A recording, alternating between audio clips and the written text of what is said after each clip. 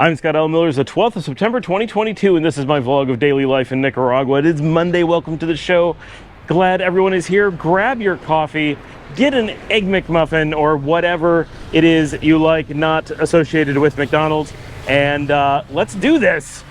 So today you're getting me actually on a sunset stroll, which you get quite frequently or to some degree, but it has been a very busy week. Things are good, just quite busy, and I have not had a lot of time to catch up on video, so I'm actually recording this one after. I've already done the 12th, 14th, 15th, 16th, and part of the 17th. I've only got to do, I'm not even sure if I skipped one. I may have everything done except for today's. It's been long. All right, so today I'm not going to do a bunch of Nicaragua content. I'm just kind of taking you around with me as I do a stroll, and you got to look at me because the sun's pretty bright in my eyes. If I turn this around, which I'm going to do real quickly, you're going to get blown out by the sun, and that's going to be a little bit rough to watch. So you're going to get to see my smiling face a bit more today as I go wandering through the city of Leon, and hopefully it's not too bright that I can still see what's behind me. So I do have a screen on my camera, and I kind of use that as a rear view mirror so I can tell if I'm about to get clipped, and I try my best to pay attention to that. But holy cow, I've got a lot of sun in my eyes right now. It is quite bright, but it is a lovely day, and yeah, let's get to it. So this week is the Semana de la Patria, or Del Patria, and here in Nicaragua we have multiple Independence Days, and they take place one right after the other, completely separate battles, separate wars, but they happen to be one day apart historically. So it is so all of September is the month of the homeland, and this week is the week of the homeland, and then Wednesday and Thursday are the big actual holiday days, with Wednesday being the smaller one and Thursday being the bigger one. And so everything pretty much is shut down around here all week, and everything is shut down those days. Okay, I just turned the corner and it's, whew, my eyes are adjusting. They're like, I got spots everywhere. I'm actually gonna turn the camera around because there's so much going on in the street and it's not sun in our eyes right now. So I'll show you that while I walk through. There's a lot of relaxing going on this week. I'm actually filming this on Saturday evening. That's how far behind I am. This will get edited and uploaded today to be able to be there for you guys to see on Monday morning. And I barely got tomorrow's out in time. That's why there's no thumbnails. Valentina is around now. She is back from Buenos Aires, but I've been so far behind on videos that she has not had a chance to get them. If only you could have seen me get hit in the face with the ball. Oh,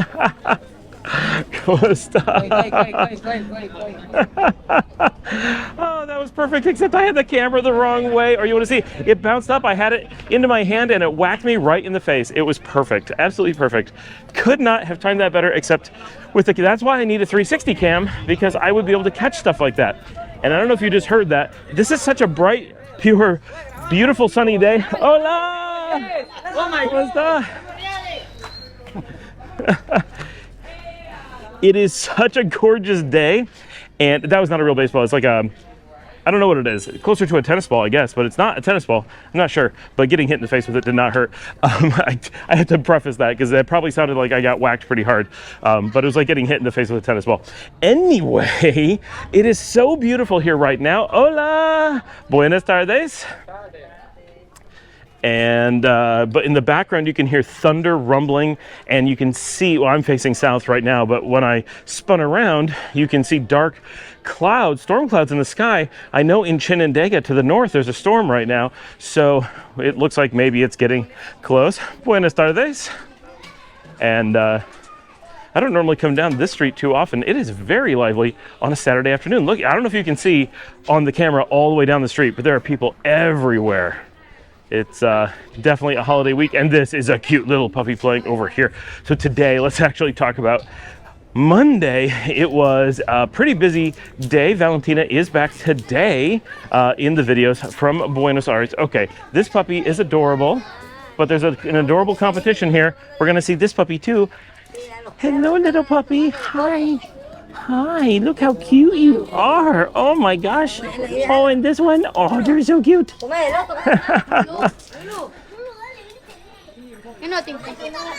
Hola. So, Valentina. Yo soy el mero papurri. Yo soy el mero papurri. Papurri? Papurri. All right. So today is a great example. Hola. Hi. Buenas tardes. Today is a great example of why I need business cards, because I would have a pocket full of them and I would hand them out to everybody as I came through, and then they would all know what show they were on and how to find it, but I don't have them yet. But today, Monday, is actually the day that Valentina, who is now, as of today, back from her trip to Buenos Aires, and a quick shout out to her, yesterday was her birthday, but she was out of the office, so I didn't see her. And so she just turned another year. I'm not going to disclose how young she is. And she's back. So we looked at making business cards and got them designed today. She has this amazing new, she gave me a bunch, but we have an amazing new, hola, designed for business cards for the show that I'm going to be able to hand out as I walk around, which is really cool. It's got my Beard logo on it, and it's got QR codes that take you right to the show and to my social media. So if you want to be able to go and hit up the Instagram or whatever to communicate with me, you can do that right from there. And it's got it all written out too, in case you're going to write it in. So there's lots of ways to hook up with me via the business cards, and that's going to be perfect. So I'm really excited about that. Like, they're super cool, and I think they're going to look great. And we have some excited dogs on the show. Not something we try to get. And I have a motorcycle coming behind me. So we did that this morning, and that's really cool. I'm really looking forward to being able to get those out. And if anybody runs into me after this, hopefully I will have them printed really soon.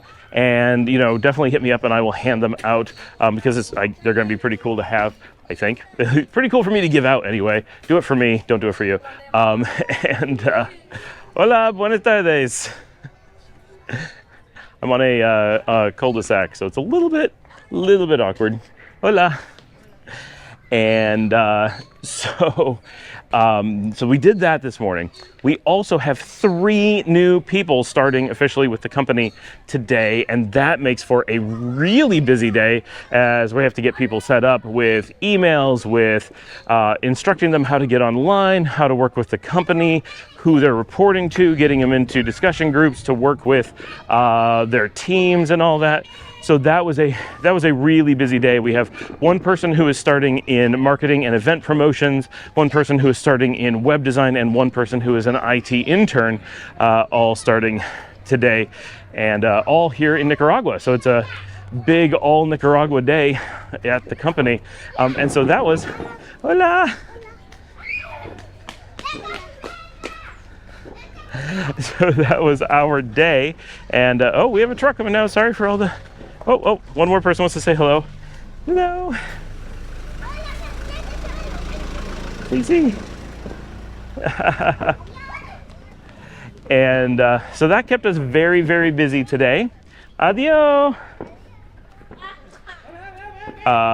Working on all of that stuff.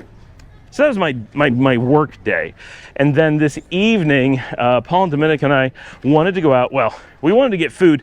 Dominica really wanted to check out this new restaurant called Dr. Bird, which is a really weird name for a restaurant, but it is a Caribbean or Jamaican restaurant, which is Caribbean, but Jamaican specifically, a restaurant that's supposed to be opened up pretty near our house according to Google Maps. And it just opened up in the last 2 weeks. So we're really excited, because getting variety of food, as I have said many times, is one of our biggest problems here for us.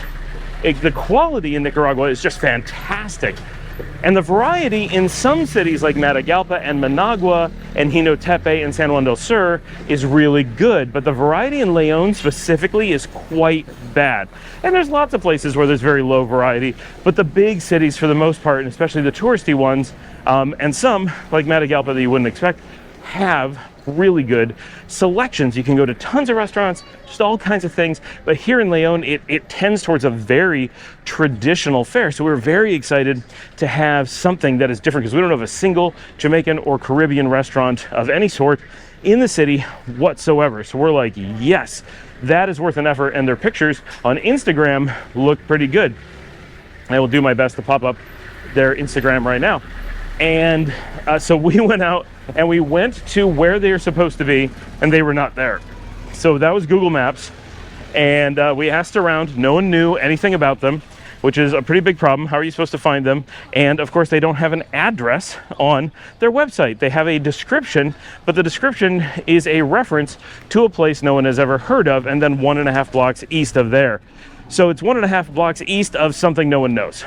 That makes it really tough to locate the restaurant. So we asked people about those directions. People kind of made some guesses, pointed us in some areas. We went there and we never found it. We then looked on more carefully on their information page and found a link that takes you to an Apple Maps instead of the Google Maps. And that gave us a pin and took us to a completely different place. And if you're looking at a map and are bored, took us to about 2 blocks east of McDonald's here in Leon, which is an intersection, but not one where we thought there would be a restaurant. So we walked over there, and lo and behold, there was no restaurant. So their own map, their own description, and the Google Map location that they control all were wrong and took you nowhere near anything that resembled them, and no one in any of those areas had ever heard of them, so you couldn't even ask people. Well, you could ask, but they wouldn't tell you. So that was our adventure in trying to find that restaurant. We wandered around so much looking for it that we stopped into the Popsicle store next to McDonald's. And that sounds ridiculous, but that is a thing here. Popsicle stores are a thing. I mean, they're not everywhere, but they are common. In the US, I've never seen a popsicle store. You can buy popsicles in the grocery store, but I've never seen a popsicle store. But here in Nicaragua, you actually, because it's warm, right? So the need for things like ice cream and other really cold treats is pretty high. And so, look at this cute dog crossing the street. Makes me nervous every time, but they're so good at it. They're better at it than most humans. And look at all the people hanging out in the street again. And the dog getting into another motorcycle situation, and I just can't handle it, even though he's probably perfectly safe. Probably safer than me. I'm the one who's going to get hit out here. And so because you want these cold things, and it's a combination, you want things that are cold, and the ice cream here is generally poor and expensive. That sounds counterintuitive. It's poor in quality because it's very hard to get cream, and it's expensive because milk is hard to come by. That's high enough quality to do ice cream. And so the combination of you spend more and get less doesn't go over well. And in researching the ice cream situation this week, I discovered something interesting. We have long complained about the quality of, or the style of, at least, Eskimo ice cream, which is the one ice cream made here in the country. The one large ice cream like sold in grocery stores. Of course, there are little places that make ice cream, like Kiss Me in Leon and Matagalpa, that makes their own ice cream just for their store. Those are good. But when you're looking at going to the grocery store and buying Nicaragua brand or regional ice cream, it is not very good. And Eskimo is about the only one. So I looked into Eskimo and I picked some up at the store because I'm like, okay, I'll try it again. And honestly, it is better than it was 7 years ago. 7 years is a long time to have to improve your ice cream formula, and they have.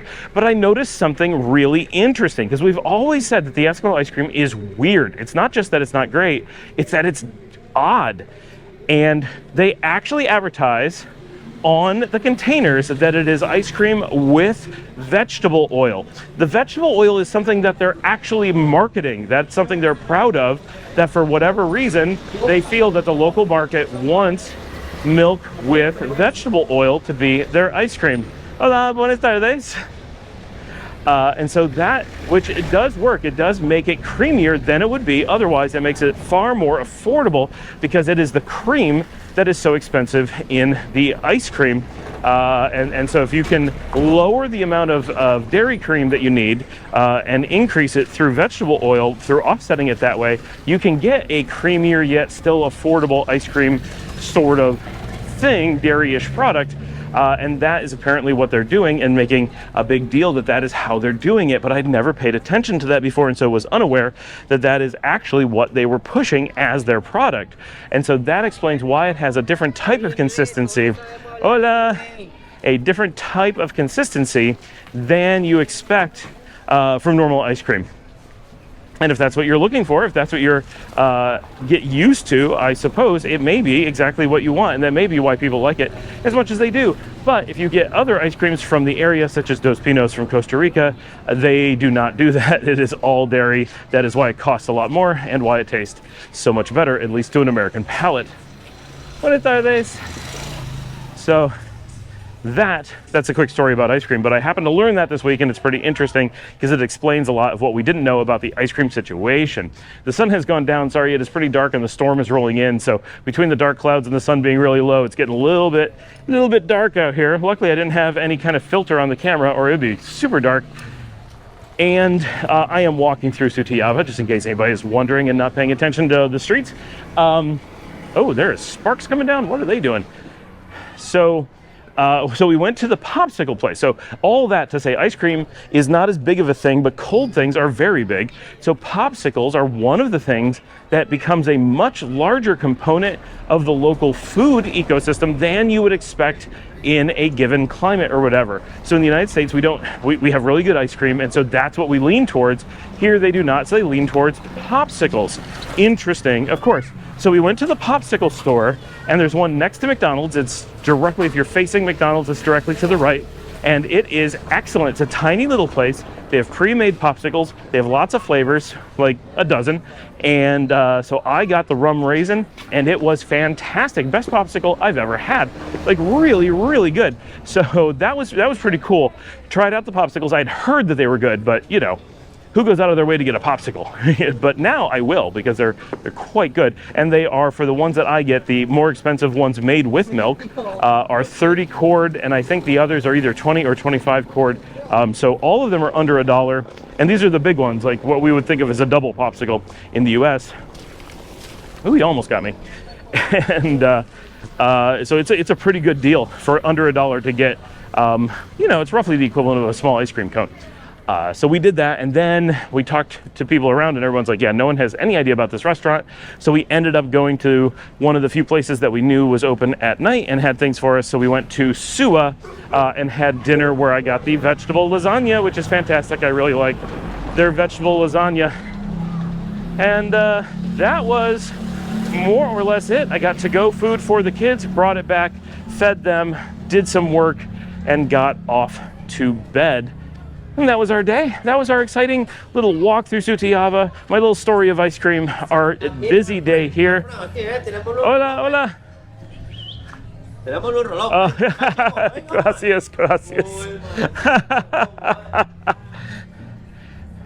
They were offering me rum plata on the street. I don't really need to drink rum straight out of the bottle while walking the streets and sweating. It's a little bit much. But sometimes it's what you need. Anyway, so that's a real thing. I'm going to mention that because that doesn't normally come up. That was literally a guy on the street offering to give me a chug of straight rum, and this is harsh rum.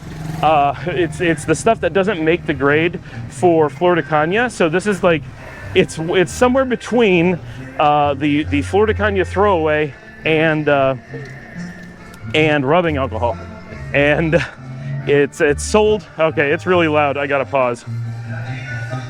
We're gonna take a quick break. I'll be back when there's no music.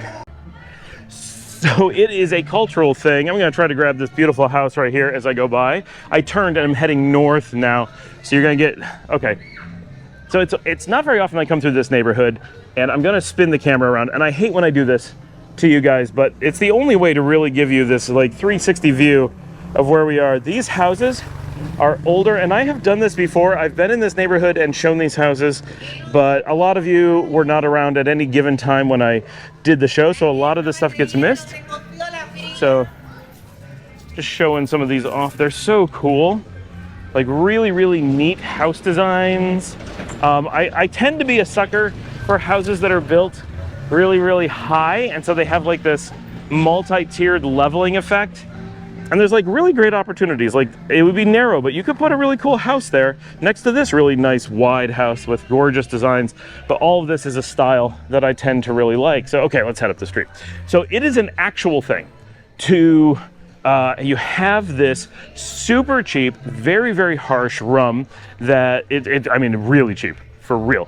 And People sit around, this is the getting wasted rum. You don't bother mixing this with anything, because if you're drinking this, you don't care anymore, right? So you'll get a lot of homeless guys. You get a lot of just the town drunks who are sitting around on the side of the road and they have these bottles. And sometimes it's just, normal people who are just having a drink. But there is a strong tradition of when someone walks by, you get them to take a shot or two or three, because you're just chugging straight out of the bottle and you're not measuring, you're not pouring. Everyone just passes the bottle around to strangers as they come down the street, which sounds like the craziest thing ever, but it is cultural. It's what you do, and it is relatively safe because this is extremely strong rum. So very few things live in this. It is very hard to pass germs through. I mean, you're basically drinking disinfectant. So what would you do to be able to clean something better than having it be full of disinfectant? It works. It's weird, but it works. And the first time I ever encountered this that I remember was in 2019 when Alan and Rachel and I were down in San Juan del Sur, and we were exploring the areas outside the city. I'm going to turn the camera a little bit because this side of the street has some really neat houses, which I'm sure I have shown before.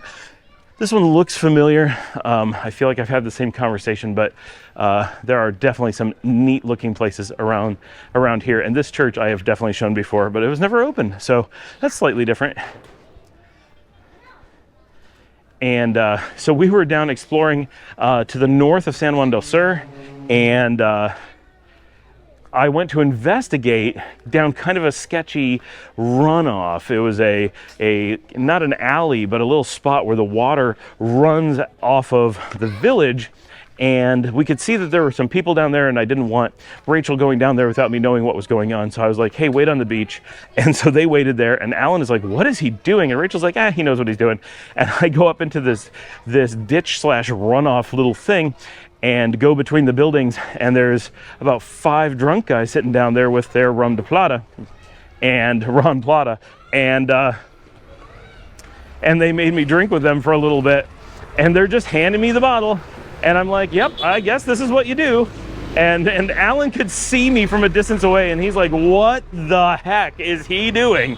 And Rachel's like, oh my gosh, that looks like fun. So I hung out with those guys and had a few drinks, and now it happens on a regular basis.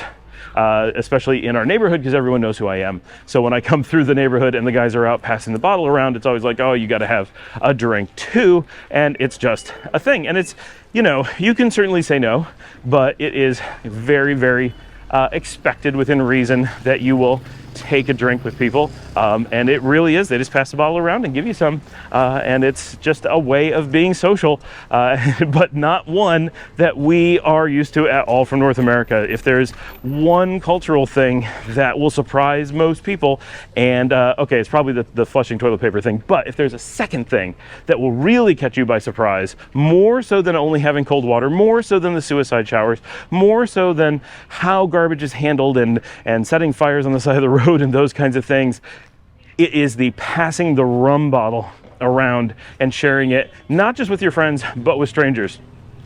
But it's also incredibly cool. It's a super social, super friendly, welcoming, communal thing that's done not just to create bonds within the community, but to welcome visitors to a community. And it's kind of odd how it has manifested itself culturally, but it's also really neat and interesting, and to quite some degree unique. And so you got to see that happen live on camera. Not something you would see very often, but that's a real part of our life. So that was pretty interesting. I think I'm glad we actually had that happen. Oh my gosh, I am warm now, and this storm is getting close.